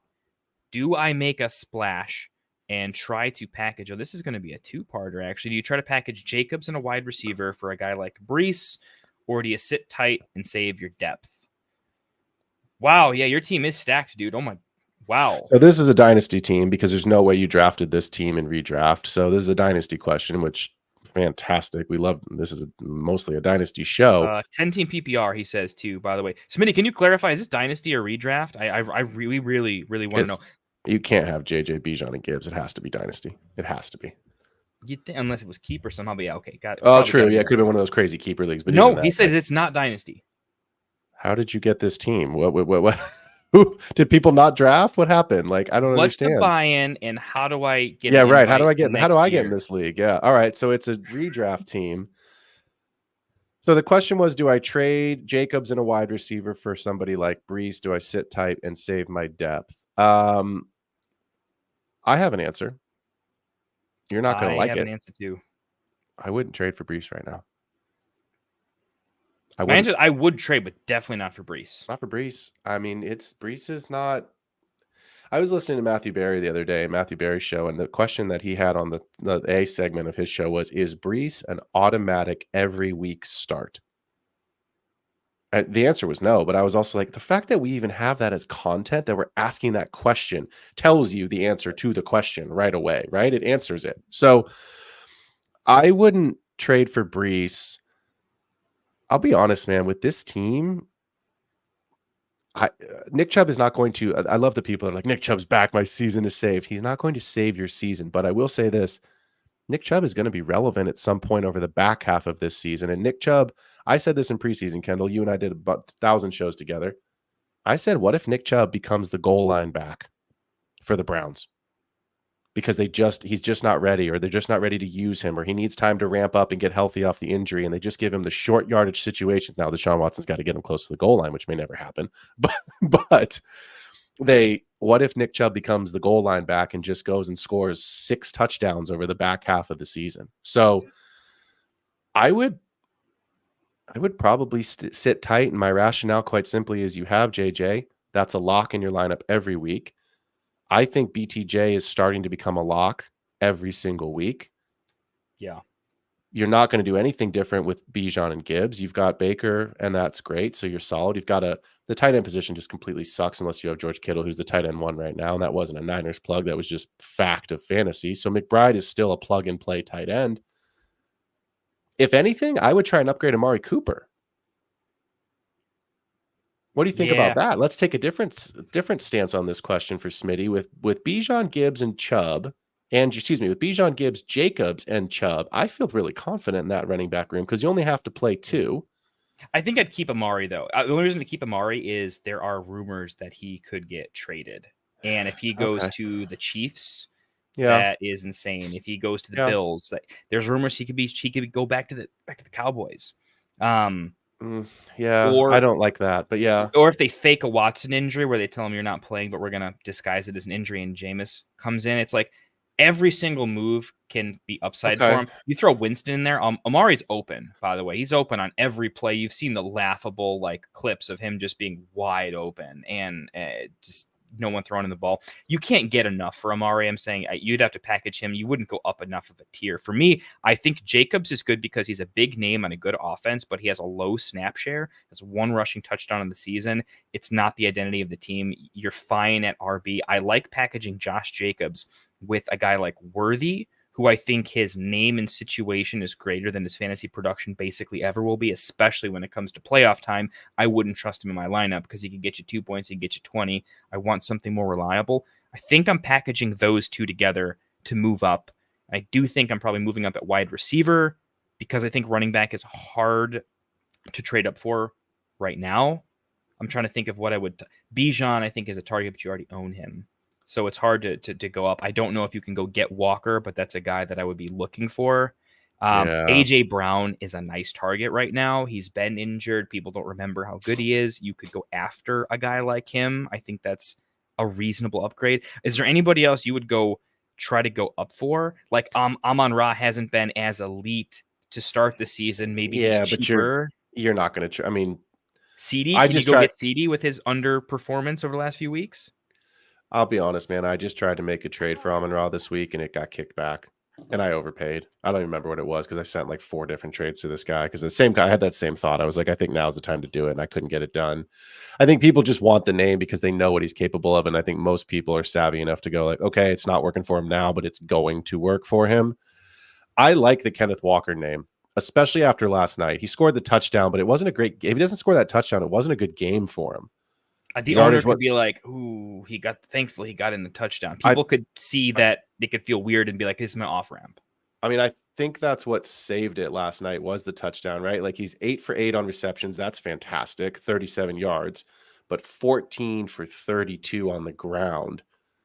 You take that touchdown away. The receptions and the touchdowns is what made him have a good fantasy night. But again, they were chasing the game for a while until they got it to 23-17. So I think KW3 is an interesting name. I was trying to think about Marv is a target for me. I think because he's a rookie that only gets better as the season goes. You're going to buy him at his cheapest point when he eventually starts doing real things. You can get him cheaper.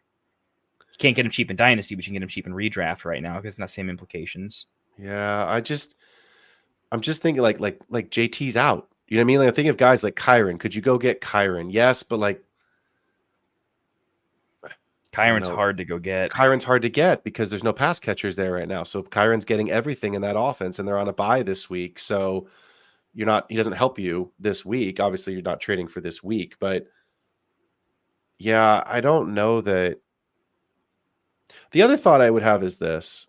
Oh, never mind. Gibbs is there. Forget it. I was going to say if you quote unquote downgrade, upgrade one of the receivers, go 2 for 2, Jacobs and a receiver to quote unquote downgrade into Monty, but upgrade a receiver, that would be an interesting trade. But you have Gibbs. You don't want to have Gibson. I could talk myself into a Baker flip. Can you go up? If there's somebody is losing massively, if in your league, the Lamar guy is 2 and 3 as well, because that's the only player on his team, that's something. Baker's is playing so good, but you can get Josh Allen cheap. I think you can get Kyler cheap. Those aren't massive. Baker's QB3 on the season. He's just so good already. It's you're not really. Yeah. Your team is so good. I'm running out of names for you to upgrade because half the names I would upgrade to are on your team. There is a name. You need a second tight end. If McBride goes back down, if anything, the one thing I'm thinking of is how do you you're gonna win. You're 2 and 3, but you're gonna win a lot of games. It's gonna happen. McBride just came off of an injury. That was probably a very bad week for you because you don't have another tight end that I can see. But if you can go flip some of these bench players for a tight end that actually matters in case McBride goes down and there will be a bye week, that could be a week to win where instead of losing your bye week because you don't have a tight end, you have one. That could make sense to me. It's possible. I was thinking about Mike Evans. I was looking at that too, to pair with Baker. Yeah. Yep. That's why I was thinking about Mike Evans. Is do you Josh put Jacobs one of these for Evans straight up is probably could get- not far away if they're RB hungry. And I think the other piece is look at that roster and put Jacobs and one of the receivers together. They to don't have go an get- IR spot. Throw him Chubb too. I mean, I would keep, if you're going to get rid of Jacobs, you have to keep Chubb because then you're getting real thin. But That's if you're fair. going to downgrade Jacobs into another running back to upgrade one of your receivers into Mike Evans to pair with Baker, then that becomes really interesting, in terms of like what you're looking to do. And that's a route that I would go, Smitty. I would look at seeing if you could get a deal done for Mike Evans, or potentially if you feel okay about it, Chris Godwin. I'd be okay with that too. I'd rather have Evans for obvious reasons, but Godwin's been good. So Evans is just scoring crazy touchdowns right now. So let us know if this helped. We threw a lot out there. Hopefully we gave you some ideas, but it is early. You're gonna win. I definitely wouldn't overreact. Looking at the chat, you definitely made some moves already. So good things are happening. But yeah, with the way I look at your team, I'm kind of with Phil. It's sitting tight's fine, but also it's more about, I think this is more, where does the train come off the tracks? Because I think you're still going to make your playoffs, but it's how do you avoid disaster? Because you can't have a disaster. Because if you lose 2 or 3 more games due to a disaster, then you're locked out of the playoffs. So as long as you're, what happens if Baker takes a shot? What's your backup? You got Justin Fields, so you're going to be fine. You're pretty insulated already. Yeah, Tuna 6258. Tuna, we're just gonna say Tuna. I don't want to read all those numbers. Is Mike Evans even a good play versus Lattimore? One, just a real quick caveat: we're talking about a trade for the rest of season, right? So not just for this week. So I think it's important to remember that. 2, AJ Terrell's a pretty good cornerback, and look what Mike Evans did to him last week against Atlanta. He cooked him. So look, any guy can get shut down every week, unless it's Pat Surtain or Sauce, where I'm like really confident that guy's going to get roughed up. I mean, Mike Evans is a first ballot Hall of Famer, and the guy wins. I don't care who the cornerback is. It's 50-50, even if it's the best cornerback in the league, that Mike Evans can win. Baker's also the type of guy that's like, oh, you think you can guard him? Watch this. Yeah. He's going like after losing the game because he decided to run the safe play instead of just throwing the touchdown that was there. Yeah, they're not doing that again. Wow, and that face mask was that was so bad. That was rough. It was egregious. Smitty's got one final question. Baker or Fields this week? I'm playing against the Saints defense, which makes Baker interesting. I know how I have this ranked. How do you see it this week? I'm not gonna bench Baker for Justin Fields until I have a reason to do so. Agreed. Yeah. Keep in mind, Fields is playing good. I'm a Bears fan. Let me just sit you down from experience, okay? You could play Justin Fields against Northern Iowa County Correctional Facility JV team, okay? And he could still have a bad game. He is not a great quarterback, even in a plus matchup. He can smash, but he can definitely disappoint. Your team's too good to take that overt risk, I think. Baker is way too good right now. That team's playing way too good. They have an injured running back, too. So they're probably going to have to run through the air more so than the ground a little bit. Give me Baker. Yeah, I mean the caveat is this. I'm playing Baker as well, but the caveat is if Spencer Rattler isn't good and the Saints can't get there, they may just end up giving it to Bucky in the fourth quarter and letting him run it a game out. So Baker may not have a ton to do, but I do think even if the game is completely lopsided, and I don't expect it'll be that lopsided, but if it is lopsided, I think Baker will get more in 3 quarters than Justin Fields will get in 4.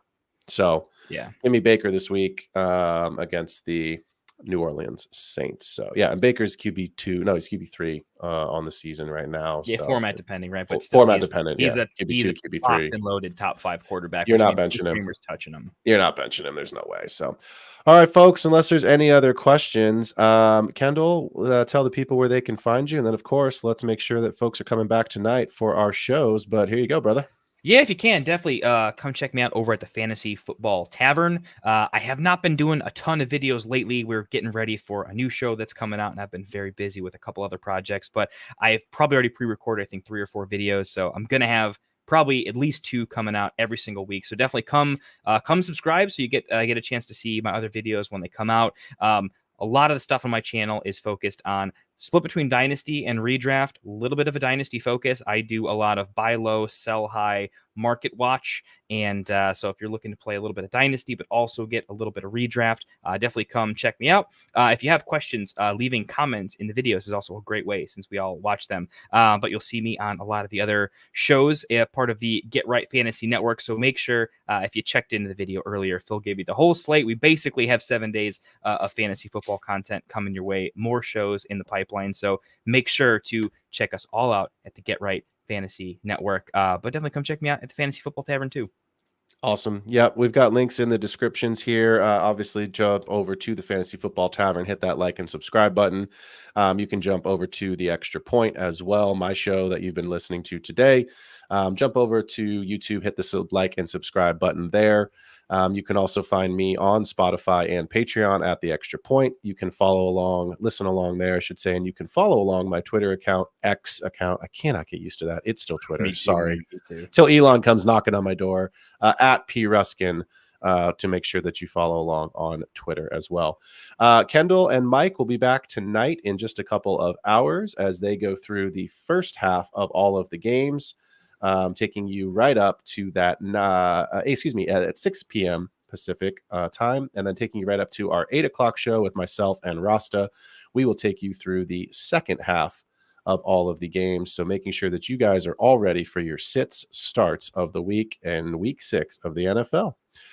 If there's nothing else, man, I will look forward to tuning into your show in just a little bit. I know you'll be tuning into mine. Have a great rest of your day. And I know we'll be texting, but for everyone else, enjoy the rest of your Friday afternoon and see you guys in a couple of hours for our start shows. We out. Wanted to white fantasy is the play. Marking nothing, but I tune in every Friday. Strategies provided, I will lock in every way. So go